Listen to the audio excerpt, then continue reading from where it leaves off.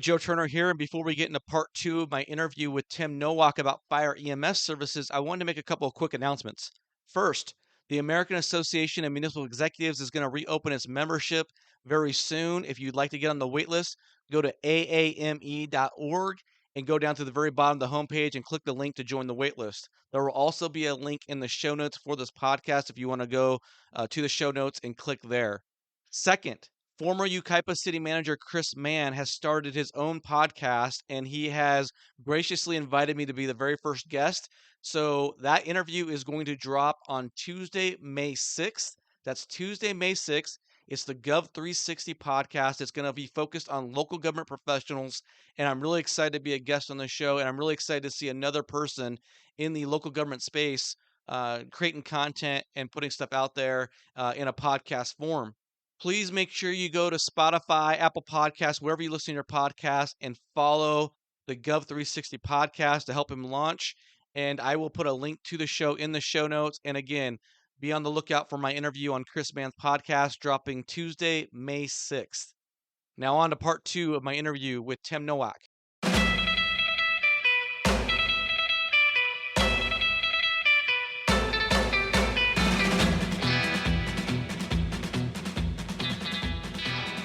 All right. I'm Joe Turner, and this is the City Manager Unfiltered Podcast, a podcast for city managers and other public sector executives.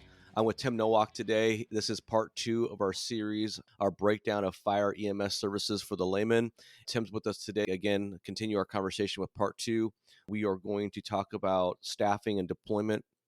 In part one, which you can find a link in the show notes, we talked about organizational models and operational models. And so, Tim, part two today, we're going to talk about staffing and deployment. And then in part three, we're going to hit a needs assessment, sort of break that down so the average citizen can understand what's going on in this industry. So let's start with staffing and deployment. Actually, Tim, why don't you do a quick introduction before we get into this so the folks who have not maybe listened to part one can know a little bit about you. Yeah, once again, thanks so much, Joe. It's awesome jumping on the platform here and chatting with you and connecting with city managers, municipal executives from all throughout the country. So really appreciate it. I'm Tim Nowak, like you said. I'm a fire and EMS consultant. I've been in the industry for a bit over 20 years now. Firefighter and paramedic by trade, but I've worked up throughout the ranks all throughout the country, working in urban, rural, you name it, hospital type settings, training, quality assurance, all the way through chief officer, you name it. I probably had my hand in EMS or fire service in some way, shape, or form. So that's kind of me in the nutshell. And a great way to connect with me. And we've talked before about like LinkedIn is the awesome network of you can find regular content specific to this stuff, questions posed to fire chiefs and EMS chiefs and directors, and engaging in conversation with each of them on a regular basis. So, I would encourage, again, listening to the podcast here is going to give you a great oversight, a great overview of what's going on.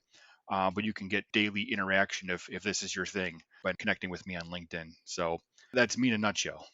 Good stuff, and I'll put a link to your LinkedIn profile in the show notes and so forth. And so let's get into staffing. You have on my notes, we broke down kind of into 5 different segments for this conversation: career, combination, volunteer, and then we're going to get into some of the other aspects related to staffing, like FLSA differences and structures and titles. So why don't we just start with what's career mean when you talk about staffing? Yeah, and this is an area where there are some commonalities between the different types of agencies or organizations that do exist. So, like a 10-second recap of the first part of this, which was getting into public versus private, fire, EMS, combination, separated, how they all look, those types of organizational and operational models staff staff differently, but also staff very similarly across the board. And so what I mean by that is, career versus in EMS versus fire versus the combination of fire EMS, very standard across the board. Same thing with volunteer. So common things that come into play there, and really the big difference that enters in with the career environment is once you start getting into pay, therefore overtime, therefore FLSA. So by career, what is typically meant in that spectrum is hourly paid or even salaried for some paid people. And there's a schedule, there's an expectation to be there, and in payment for your work and insurance and all the other fun stuff to go with it if that's part of it.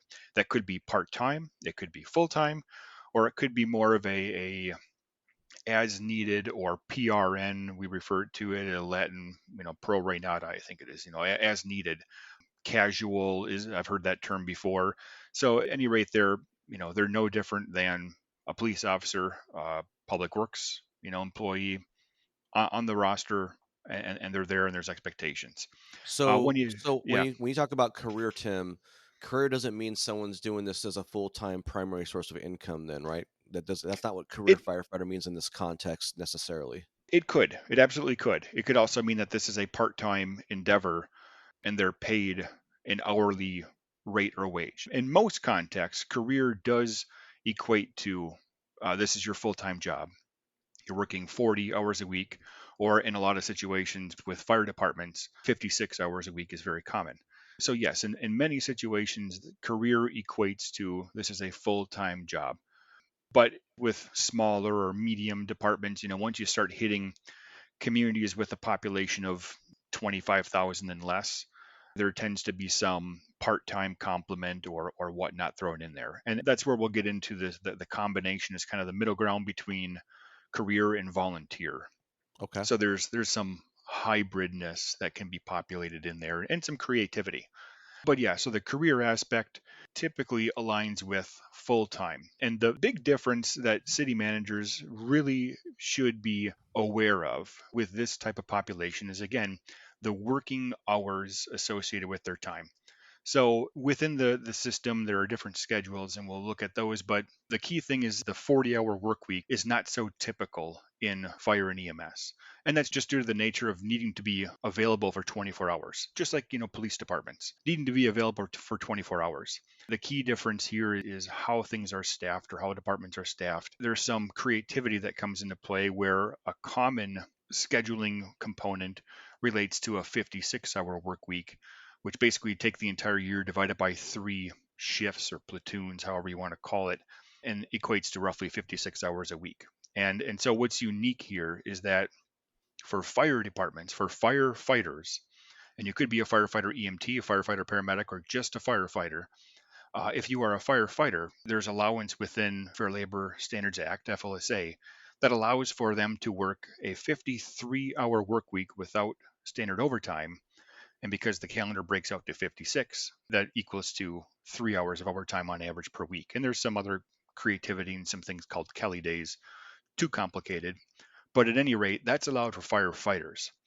For people who are EMTs or paramedics only and not a firefighter, they are subject to the 40-hour work week standard. So even though they might work the same schedule as a career person, or as a firefighter, it's apples and oranges in a sense when it comes to what constitutes overtime and straight pay and whatever.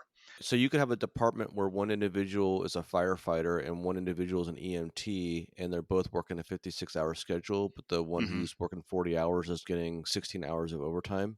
Essentially, yep. Okay, all right. Yeah. And I assume obviously the cities are compensating the hourly salary based off of those factors as well. I would imagine there's some aspect of that. Yes, no, maybe so, kind of in between, almost. Okay, It's so convoluted, and there's this pay disparity issue that does exist. It is real. The EMS workers are traditionally paid less than the firefighters. right. And that's not necessarily, well, fair, where in many situations, EMS call volume, ambulance call volume is 75 or 80% of the composition of calls or incidents compared to fire, and even like true fire incidents where, the amount of time that a firefighter will put their air tank on and actually go on breathing air and go into a smoky building, we're talking like 2%, 3% of call volume. But Okay. it's the other, alarms and that kind of stuff that constitute that 25, 30, 20%. So yeah, there's this dynamic in the shift. But in this career modeling, where I'm seeing this become especially prominent is, once communities like on the population side start hitting around 15,000 and plus, start to see the transition toward career-based modeling for fire departments. For ambulance services, however, that can happen sooner, where once they start hitting around like a 500-ish or even 300-ish, roughly a call a day call volume, starting to see more of a transition toward career staffed in-house paid full-time salary employees that are in place. And so, a 300 call volume, that could be as low as like 3,000 population. So this is a very common thing to see this transition up. So what makes things awkward is that when you're in this little unique spot of, let's say your small community has 7,000 people, what do you do? Do you go career EMS but not career fire? Or do you do a combination of the two? Or, how does that Right. work out? And it It's gets, like those awkward tween just like those yeah, awkward teen years, right? Where you don't it yeah. is. And so it's awkward, but it's also incredibly opportunistic at the same time. And this is where, like we talked about, some departments are fire and EMS combined. Like that really is a sweet spot opportunity for them to thrive potentially in those areas, as long as the culture matches up to it too. But at least on paper, they are, that's a good area to be in. So the opposite of career then would be volunteer. And I'll say that with career, an important thing to keep in mind here too, and I'm not a lawyer, but every bit of legal insight or advice I've been given is that when people are paid, they are paid as employees, so W-2s. This is not a Right. 1099 industry. This is a W-2 industry because there are expectations. So if the opposite of career is volunteer, there's a difference between what is called volunteer versus what is truly volunteer. Correct. So, objectively, looking at the black and white here, volunteer would fit the IRS definition, which is no pay. At best, you're getting Expenses covered yeah, of some kind, expenses right? Yeah. covered, uniform, and that kind of stuff. So that is the black and whiteness of it. However, once you start throwing in emotion and cultural, pride and local pride for the community, the term volunteer has so many different meanings that people could be getting paid and could be scheduled. However, they maintain that title of volunteer. So Right. it's a sticky, sticky area for you as the municipal executives, the city managers, the county administrators, the elected officials to, Well, and there's political ramifications of that yeah, too, right? I absolutely. mean, that's it gets to be a very delicate situation. But real quick, Absolutely. do you have any numbers for the true when you talk about the true sense of a volunteer, unpaid, just responding, having their expenses covered, what percentage of the departments in this country actually are just truly volunteered versus the volunteers who get paid a per call stipend or some other compensation? The National Fire Protection Administration and U.S. Fire Academy, they do have those numbers, and I don't have them in front of me. I want to say that volunteers consist of probably 90% of the total firefighters out there. However, again, that volunteer term is with an asterisk because Right. what truly is volunteer? So if 90% of them are, let's say they're, Identifying as volunteer, yeah, right? But uh, we don't really know what percentage per se are truly, truly volunteer, do we? No, no, I don't Yeah, believe that it's truly tracked because the definition is so convoluted and it's different everywhere. And that's right. the problem is sticking, the objective side of me says, let's figure out a damn definition and stick with it, and then everyone uses it. However, that's going to hurt some feelings, and Yeah, yeah. that just muddies things. And I want to make sure we reiterate because I know we talked about this in the first episode, Mhm. first part, but we are in no way denigrating volunteer firefighters who are getting compensation by per call stipend. We're not trying to diminish their work at all. We fully understand that many, if not most, of these volunteers are truly getting paid less than their worth or the hours and whatnot. We're just talking about some of the legal distinctions that come with whether or not you're a volunteer or really a volunteer from the IRS standpoint and some other considerations. Correct? Absolutely. Solid, heart of gold people, very much needed in many environments, and a declining, dying breed. And we Um, talked about this in the very first not part 1 of this series, Tim, but we talked about this in the very first yeah, episode that we did where we talked about the impending collapse of fire EMS service because these quote unquote volunteers they're not being replaced by a new generation of volunteers. yeah, So, no, they're not. And so, yeah, from our standpoint here, the context of this situation or scenario is we're looking at the black and white of, what do you need to be concerned about? And really, it comes down to what are you paying them or how are you classifying them when it comes down to it. So if you're paying them something, then they're not volunteer, and that's where right. this little combination hybrid area comes into play of especially those communities that are in that little sweet spot area, 25,000 population and less. What do? Your EMS volume is 2,000 or 2,500 calls. So absolutely, you need a full-time ambulance. You could maybe even have two of them, but your fire call volume is minimal. Minuscule. Yeah. Yeah, it's 300 incidents a year, and seven of them are structure fires. So, like, what do you do? And that's a tricky point. And that's where this combination area of not only combination types of employees, but also combination environments of fire and EMS, separated, combined, quasi both. But looking at just the staffing component and how to classify people, we get into this in between area of you're not really a volunteer. So, what are you? And how are you paid? Are you paid to be on call, or are you paid per call? So, Right. on call means that there's a schedule. I am committing to be a sober, following the rules person that is going to respond to an incident between these 2 hours, 4 hours, or 12 hours, or 24, whatever time frame you set up. And to be on call, I commit to being within a reasonable location and being able to respond to the station to pick up the ambulance, fire truck, whatever it is, and be a part of that crew for this X amount of money. Now, traditionally, that X amount of money has been pennies, $2 an hour, $3, $5 an hour. And where I would provide some caution, and this is an area where you really should look and talk with a labor attorney about this. There's a leading EMS law firm in the country that has provided multiple insights on this, and so I don't want to quote or throw them under the bus with any of this too, but the insight that I've gathered from them is that this is a cautious gray area, because if you start to have people who have requirements, stipulations, so if you're on call, and all that means is you just have to show up at some point in time, 30 minutes is okay, an hour is okay, no big deal. That's different than if you are on call on a schedule and you should be at this place, dressed like this, following these rules within 5 minutes, 10 minutes. That is burdensome. And Well, and because the of that, reality is there's no sense of having a volunteer fire department if you just show up whenever you want. So that's where it exactly. gets really tricky, right? Yeah. So, because of that burdenness that is there, you are not considered, by what they've outlined, you are not considered to be on call anymore. You are essentially employed, paid by the hour, which means that $2.50 on call stipend actually should be at the minimum wage.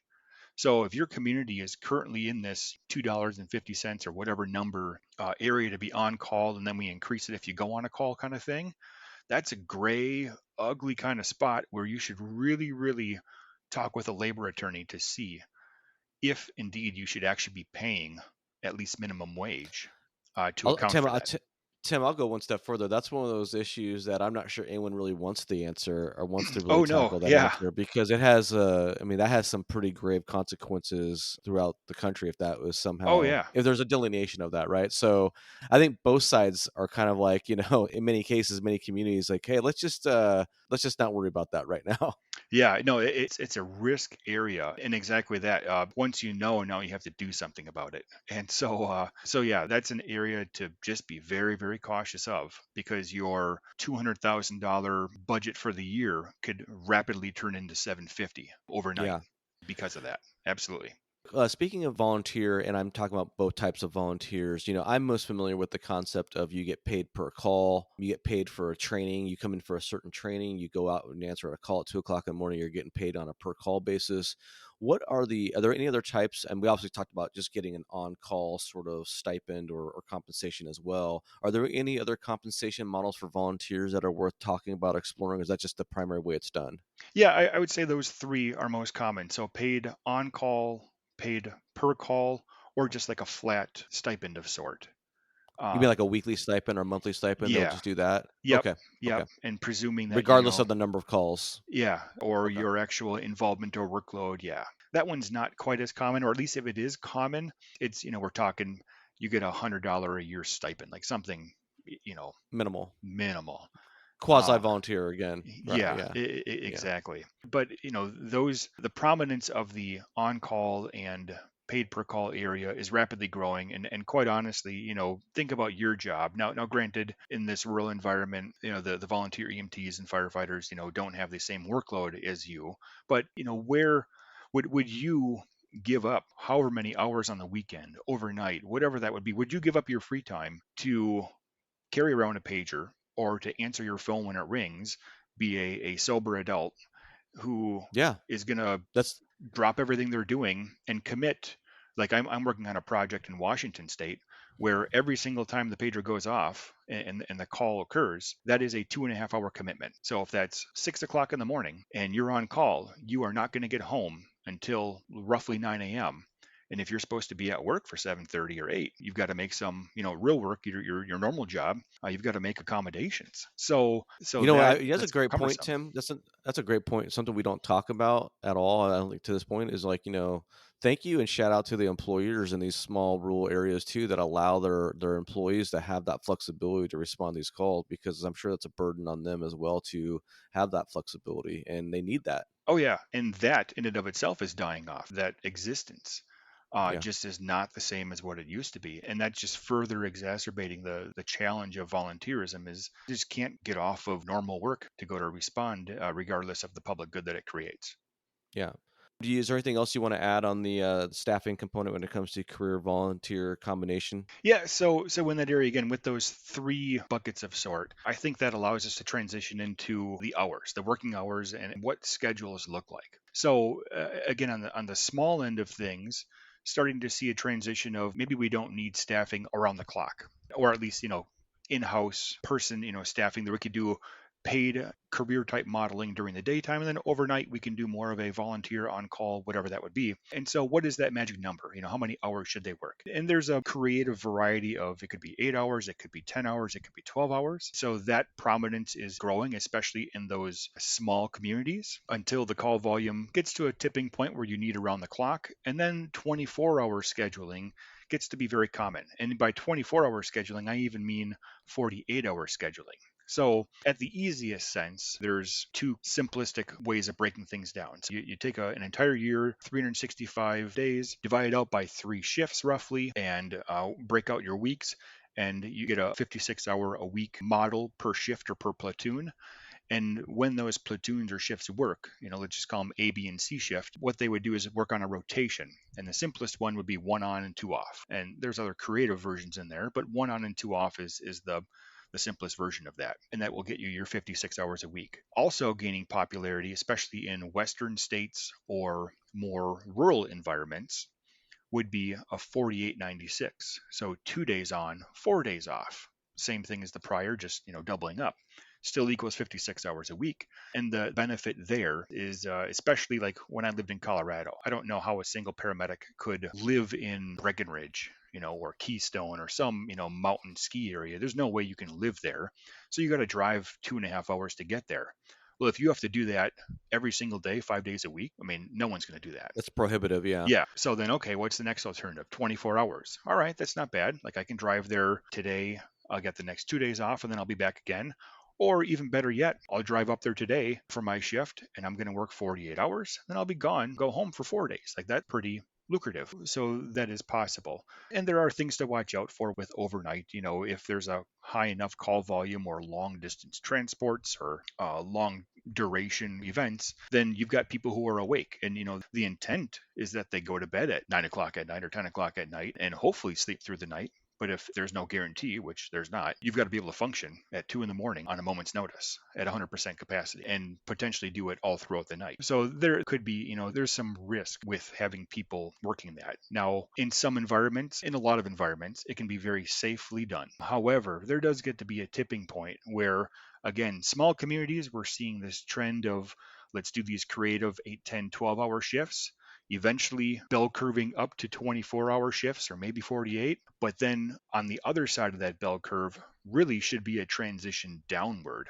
where if you're in a major city, and I would probably take some significant flack for even saying this. I know what you're going to say. You're going to say that there should Yeah, be shorter shifts, right? Because they got the intensity of the call volume is so yep, great that they need to get a break, right? exactly. And so EMS agencies, separated EMS agencies that are not part of fire departments, are doing this and doing it appropriately. They are not doing 24-hour shifts because it's simply not safe. Just in so many ways, it is not safe, it is not smart. So they are transitioning back toward 12-hour shifts with the appropriateness of, they're optimizing it. So, they're looking at their call volume, and typical call volume, has like a 2-to-1 ratio. twice as many calls during the day versus at night. And that's at least in the EMS side. So, you take your big cities. And really, by big city, I mean like once you start hitting 150,000, for sure by 200,000, I would really, really encourage this transition toward 12-hour shift modeling with awake crews at night. So not sleeping 12, awake 12. No different than a hospital or an emergency room. And But here's the thing, Tim, like, yeah. you're kinda going off in an area I wasn't expecting us to go off because this opens up a whole Pandora's box of political ramifications. Oh, We talked yeah. about unions and, Yep. elected officials getting support. I would imagine that you're not gonna get a lot of raving fans on this idea within No. the ranks of the career firefighters and EMS, right? I mean, These are fighting words within the fire service. So like on the EMS side, this has become acceptable. And at least it allows you to then flex your need where maybe your city of 250,000 population, you're getting roughly 27,000 calls a year. So you probably need like 8 ambulances during the day, but you could probably get by with 6 or 7 at night. So you're able to flex and repopulate. Fire departments, however, and speaking in general sense, fire departments, however, keep with this 24-hour model. And so they beat the shit out of their crews on this 24-hour basis. And people are just burnt out, dead, exhausted after these 24 hours. They need to go home and sleep. right. And it is not safe. And so yes, I will take flack on it. And you're absolutely right, Joe. Like these are fighting words from the city manager perspective. And if this is a hill you're not willing to die on, don't. Give it to me. Let me be the bearer of the bad news as a consultant coming in and saying, here's the evidence and here's the justification and here's my name going on it and saying this transition needs to happen for these reasons and why. So let pass the buck. Absolutely. I take no offense in that whatsoever. Give me that burden and that blame because I will gladly go up against another fire chief or an EMS chief or director and tell them why. And, from chief to chief conversation and tell them why. So, And again, you're not some bean counter, no, green visor wearing, nerd sitting at a desk, mm-mm, you never without an experience. You have boots on the ground experience doing this stuff. So yeah, yeah, and I think objectively, we all know that makes common sense that you go 24 hours in a high call volume place that you're not going to get the rest and yeah. recuperation time that you need. But there's just other factors at play. So Well, one thing that just grinds my gears, as Peter Griffin would say, every year there's these different publications that come out and they post the busiest fire stations and busiest fire engines in the country. And it's subjective anecdotal reporting where what constitutes as a call is different for every place. So it's taken with a grain of salt. But at any rate, this study comes out or this poll comes out and it'll show that this fire engine ran 3,500 calls in a year. Like those are asinine numbers. And, that equates to just stupid amounts of incidents that it calls that it goes on in a day or 5,000 calls a year. Those are unrealistic. If you are really going to that many incidents and working a 24-hour shift, that is just flat when are you sleeping? unsafe. Yeah, like Yeah, yeah. that no, you are grossly understaffed with your apparatus, or you are grossly misreporting and misrepresenting your facts and your data. And let me point that out. I've had that with agencies where they counted moving a unit from one station to the other as a call. Well, that's not a call. Yes, it burdens the time of the individuals and it impacts their workload, but it's not a call. Don't call it that because it's deceiving for you as a city manager. You're thinking that, we're running 40,000 calls a year when actually you're only running 23,000. Like, no, that's a different animal.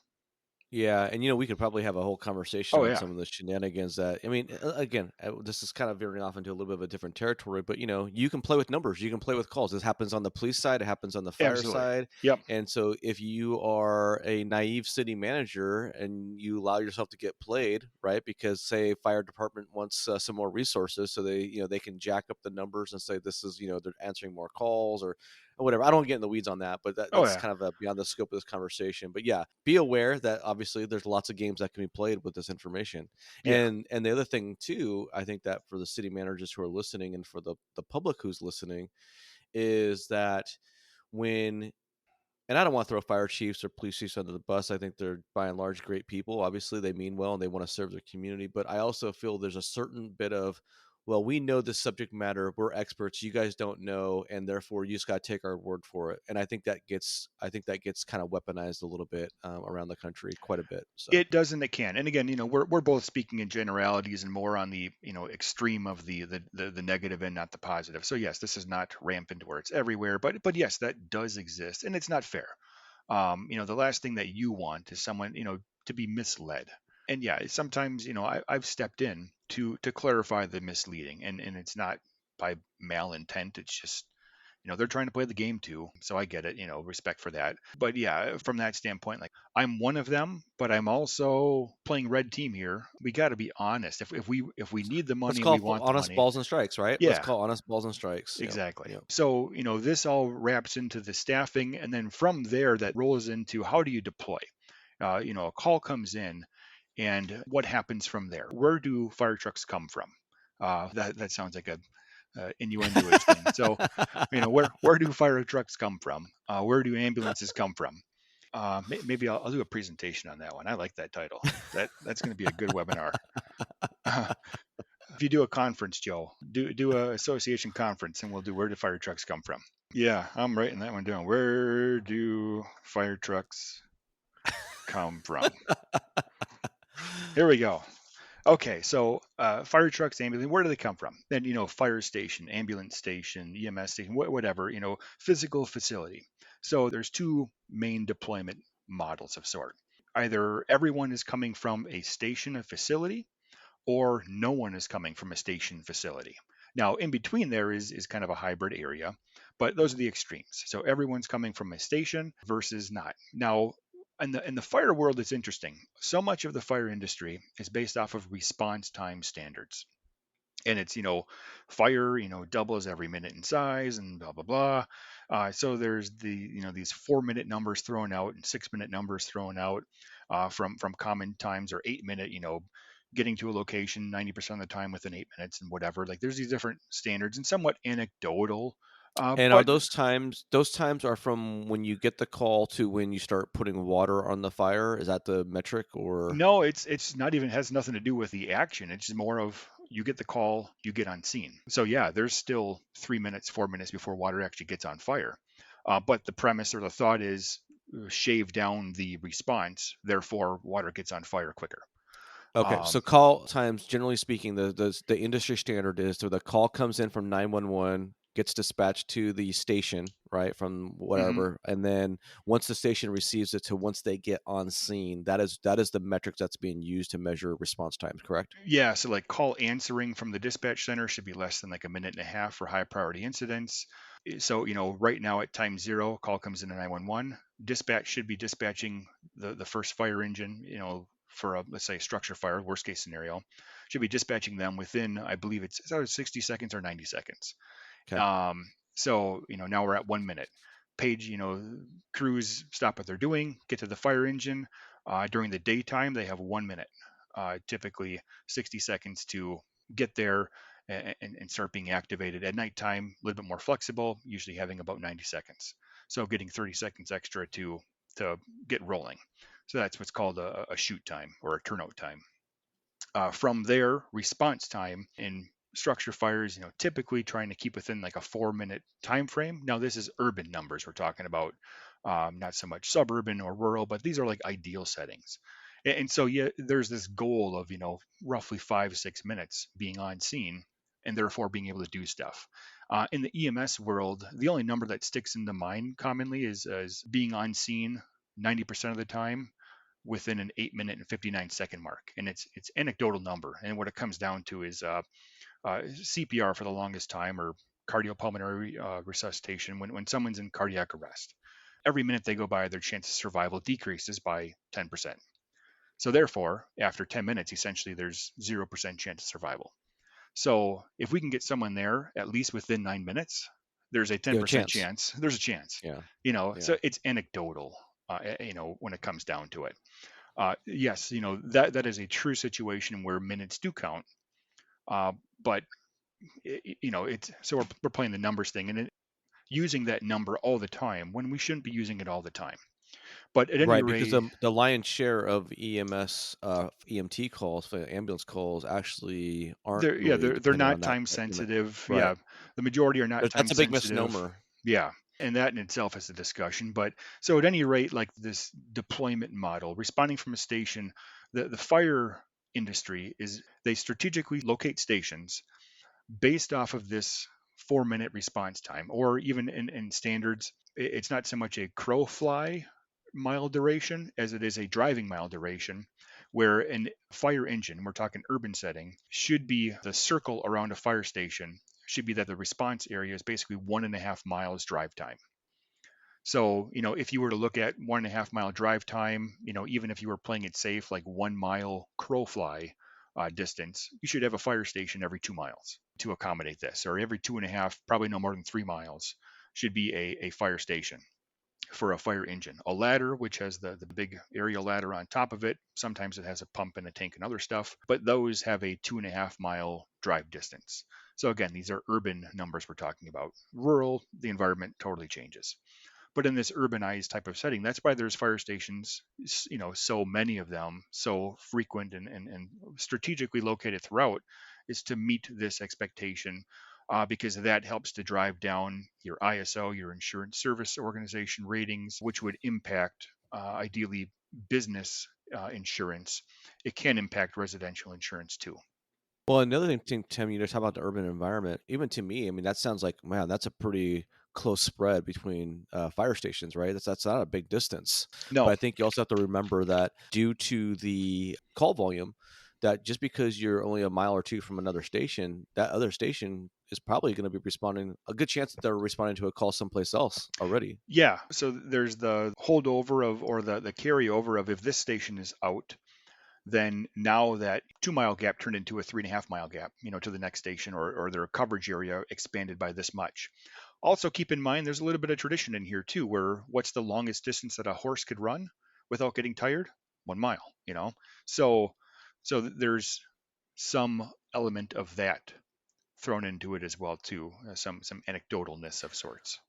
I want to push back on a little bit of something here, and not that you don't know what I'm talking about, but and I don't hope I'm not getting in front of you here. But there's the placement of fire stations and apparatus that is the textbook way you want to improve it. And I think, kind of getting back to earlier conversations about political themes in this podcast, I think it'd be naive to also ignore the fact that there are political ramifications when fire stations are being located within communities. And I would like the folks who are listening to this to understand that it's not always fire stations aren't always placed in the ideal location. Sometimes they're placed in a location to satisfy the political demands or needs or wants of a certain elected official or a certain constituency within the community or how active they are. Is that a fair statement, Tim? Oh yeah, absolutely. And I saw this, in communities where I worked as well, where affluency does impact some station placements. So absolutely, that is a reality.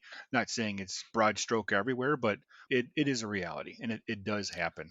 Well, the reason why I bring that up, Tim, and maybe I'm stepping on your toes, and I hope I'm not, as far as what you're going to talk about. But a lot of individuals will naively assume that because Station One is here, that the vehicles that are assigned to Station One are also at that station, and that's not always the case. Is that a fair statement? Yeah, just because there's 3 bays on the station doesn't mean that there's three functioning apparatus there. There's likely, only one, and there's other stuff that's stored there. So Well, I was going to go even farther because I know that there's cities out there that, for example, will station ambulances away from a specific station because that's where the call volume needs to be in order to get the yeah, response time lower. yep, And maybe I'm no. stepping on you a little bit. So no, you're walking right into my next point, which is, Yeah. again, so Okay. fire stations are located based off of response, based off of geography and covering the map. EMS, however, totally different philosophy and mindset. The stations are typically located based off of volume. So therefore, heavy residential bedroom areas typically have the lower volume compared to, this street has two nursing homes on it. You might as well put an ambulance across the street, because that's where 60% of its volume is going to be, is those two facilities. So absolutely, a totally different mindset. And that's what makes things complicated for fire and EMS, When you've got a If you're doing that blended, right? yeah, if you're doing it blended, your fire trucks might be in the right spot, but your ambulances may be in horrible locations because of the response, the demand, and where the calls actually occur. So it really complicates it. And I had a study in metropolitan area in Utah, and they were, one of our recommendations was adding another ambulance to their on call, their daily fleet.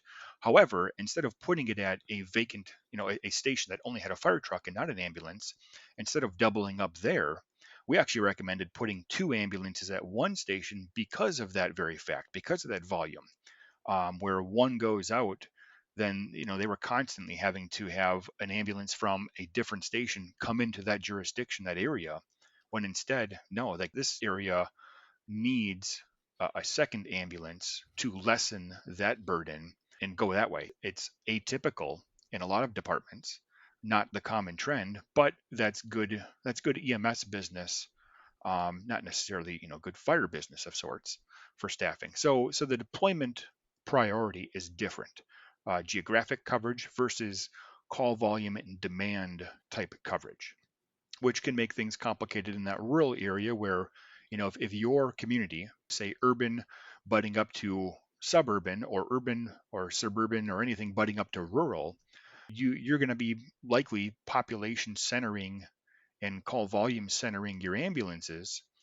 And that rural community is going to be a challenge because they may not be able to justify an ambulance either in that area or close to it, but that's the reality. So unless they want to pay some more for it to accommodate that ambulance is going to continually be pulled in. And so it makes things a bit complicated, and that's the staffing, the station staffing model. And so where flexibility comes into play is within the EMS world, is the opposite of a station is no station. Therefore, every ambulance floats and just continually is moved within the system. One term that's flown around is called system status management, or SSM, or dynamic deployment. Sounds less, computery or something. Now, again, this type of model, a complete floating system, is more common in higher urban type settings. Those crews don't work 24 hours, they work 12 or 10 or 8-hour shifts because they're constantly moving. They get their break, hopefully, luckily, get a break to, eat lunch, probably at a hospital, warming something up, and it just constant movement. So that does exist. In between there, though, is somewhat of a happy medium of sorts. So let's say you have a large county, and you've got population centers kind of sporadic, throughout. So you got a big county, you got three different population centers that have like a 4 mile spread between them. So you've got ambulances here, you got two ambulances in this community, another one here, and then maybe you have one or two ambulances that just kind of float and fill in the gap, so that when this stationed ambulance goes on a call, you take one of those floating units, send it over here to cover the gap, or go in between or something. Right. And so that hybridness is more common in the EMS world than it is in fire. It's not common in fire, again, because 24-hour shifts make that quite prohibitive, and no Right. one wants to be doing that, especially throughout the night. But the reality is that a lot of them probably should be doing that. I mean, if people knew the gaps that were created in some communities, I think they would be surprised and probably even a little bit appalled by the gaps that get created. And I think about my old department. For the longest time, we were a wide community, so wide and narrow, not so much tall. So let's say it was like 8 miles, 9 miles wide, but only 3 miles tall. And so all of our stations were spread out in that linear format. So when a call happened on the farther western portion of the district, two or three stations would be emptied out going to that call. Well, then now what happens? The entire Yeah. half of the city is empty, and so another call comes in, and that ambulance is actually coming from the complete opposite side of town because half of this city, half of the 100,000 population, actually had no coverage. And so until that movement process took place, for the longest time, like that was the reality. Half the city would literally have nothing because of the impact of how they deployed and sending everyone on false alarm type calls, even though they didn't need to send that. Like, so there's a lot thrown in there, and it's the citizens don't know that because the station is sitting right there and they think that there's somebody there, right? Yeah, well, Tim, that's a great explanation and rundown of the different aspects of the staffing deployment model. I'm glad we kind of got into the weeds a little bit. It kind of got a little deeper than I was expecting it to go when we first start laying out the architecture or the outline of this episode. But I'm hoping that folks who are, especially the folks who are, residents, local elected officials who listen to the podcast, folks who are not really in tune with the fire EMS service, I'm hoping they come away listening to this episode understanding all the different factors. I mean, there's so many different ways in which a city's interconnected. A decision making tree. You make a decision over here, it has reverberations and impacts over here, and that's one of the things I find really fascinating and exciting about the city management profession as a public sector executive is you have these dynamic multifaceted problems that there aren't always easy solutions, and there's all these different factors and conditions and inputs that are pulling you one direction or pushing you another direction. It's really a complicated issue. Yeah, and and to this and wrapping it up, I would say that for the longest time, and I'll throw myself in this bucket, we as a fire and EMS industry have led you to believe that we are very static in the way that we operate, that we can't really change anything. And that's not exactly true. There is a lot more dynamic capability and optimization that can occur. You just got to get out of your comfort zone, get out of your head a little bit, let your ego aside, and this can happen. Not always everywhere, but in a lot of communities, there's a lot more flexibility that can occur than maybe what we've led you to believe. There was I'm drawing a blank right now, but I think in our very first podcast episode, you had a saying about firefighters hating change. Or what was that? I was laughing my ass off about it. Something about how every firefighter hates change, and then but they always complain about everything being the same or something.